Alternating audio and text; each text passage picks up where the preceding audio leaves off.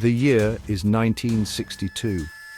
Imagine a world divided, a world where every move is scrutinized, every action weighed for its potential to tip the balance of power. Two superpowers, the United States and the Soviet Union, locked in a deadly game of chess. Each move calculated, each decision a potential trigger for global catastrophe. It's called the Cold War. A war not fought with bullets and bombs, but with ideology, espionage, and the ever-looming threat of nuclear devastation. No direct fighting, but a constant threat of nuclear annihilation.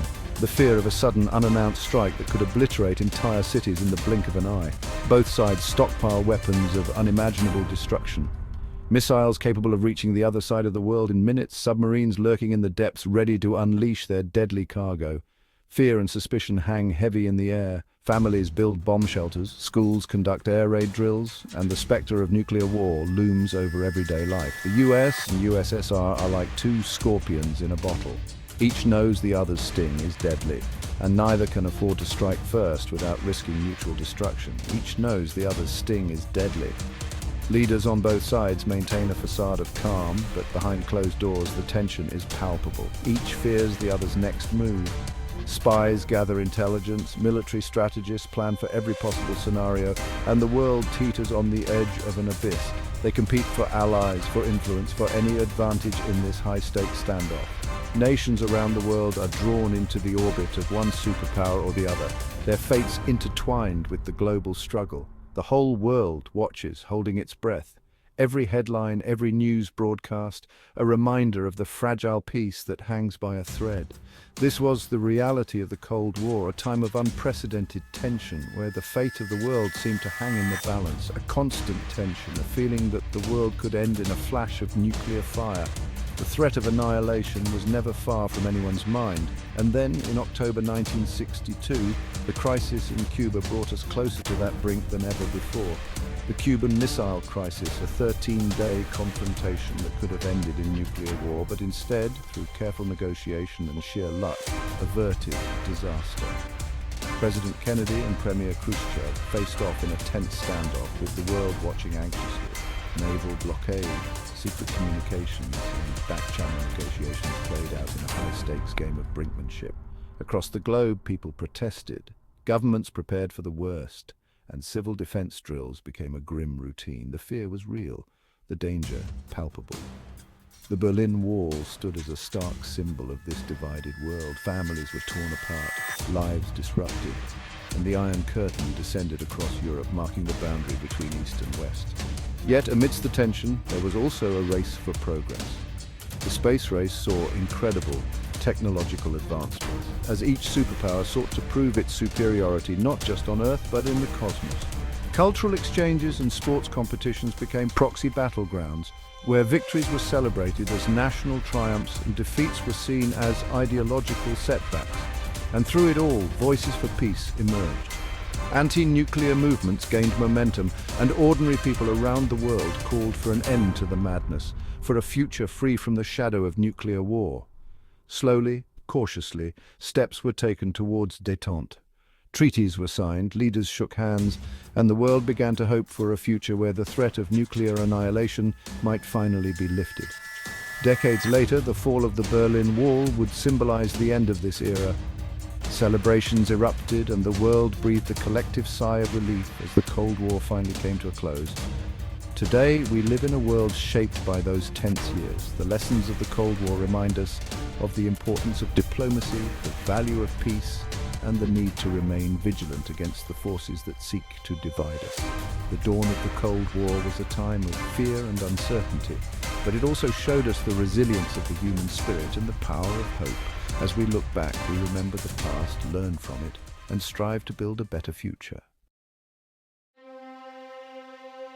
Just 90 miles off the coast of Florida lies Cuba, an island nation with a turbulent history. In 1959, Fidel Castro leads a revolution and overthrows the pro-American government. He establishes a communist regime, aligning himself with the Soviet Union. This is a major blow to the US. The US tries to remove Castro. The disastrous Bay of Pigs invasion in 1961 only strengthens Castro's resolve and pushes Cuba closer to the Soviets. The US feels vulnerable, having a communist nation practically in its backyard. The stage is set for a confrontation. October 14, 1962, a day that would mark the beginning of one of the most intense periods of the Cold War.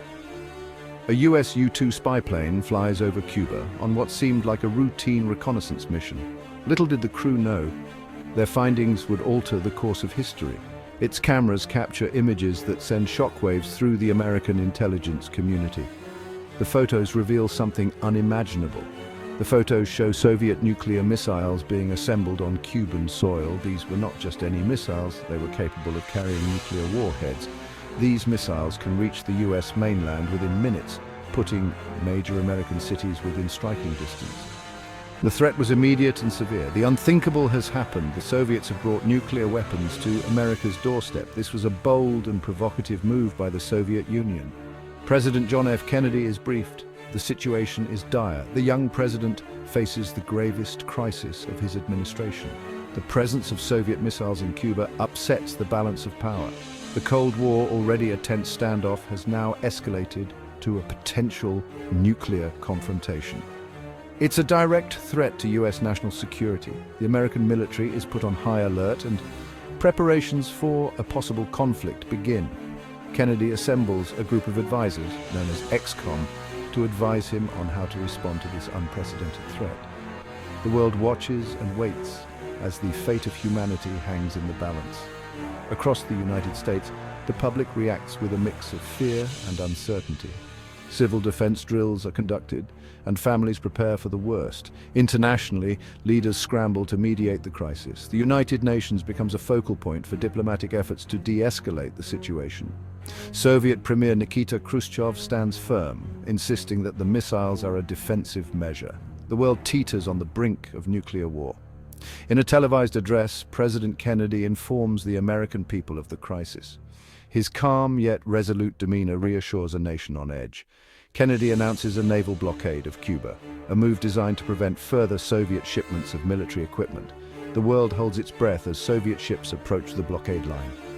Intense negotiations follow, with both superpowers seeking a way to back down without losing face. The fate of the world hangs in the balance.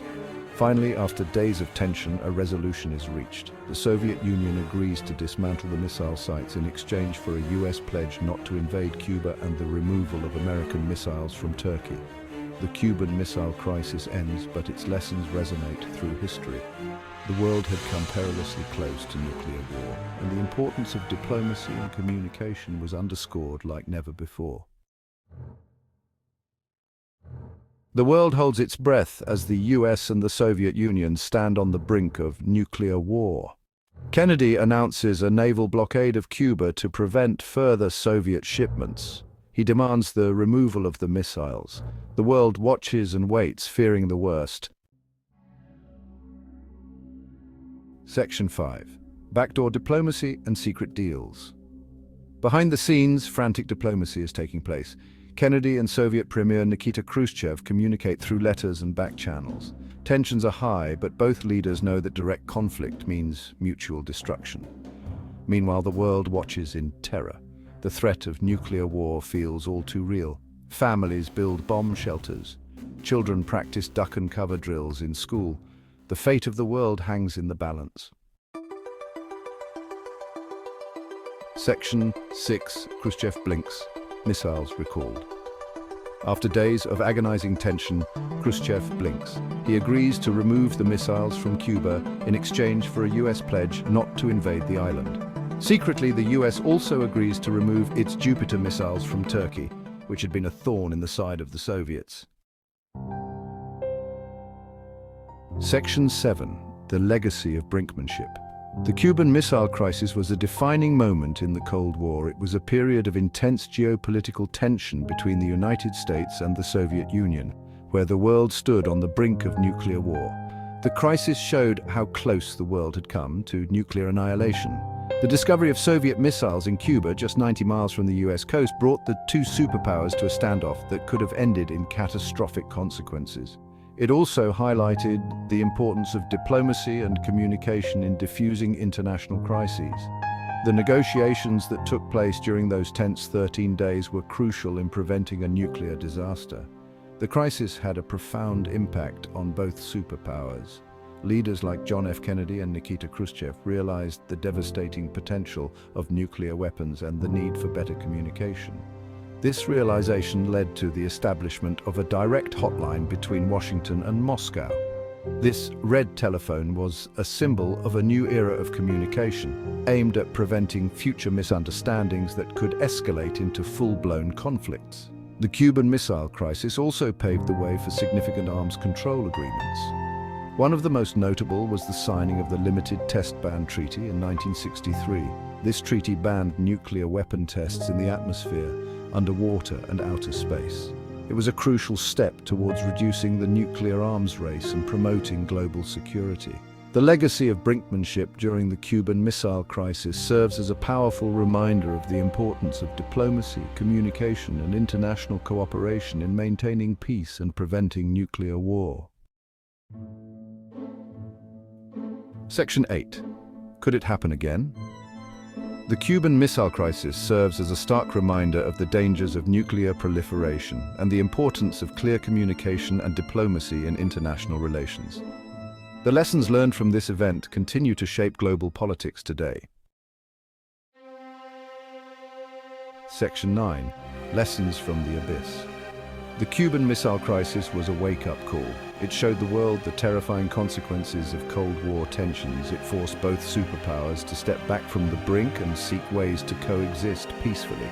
While the threat of nuclear war still exists today, the lessons learned from the Cuban Missile Crisis continue to guide us towards a safer and more secure world. We must never forget the lessons of those 13 days in October 1962.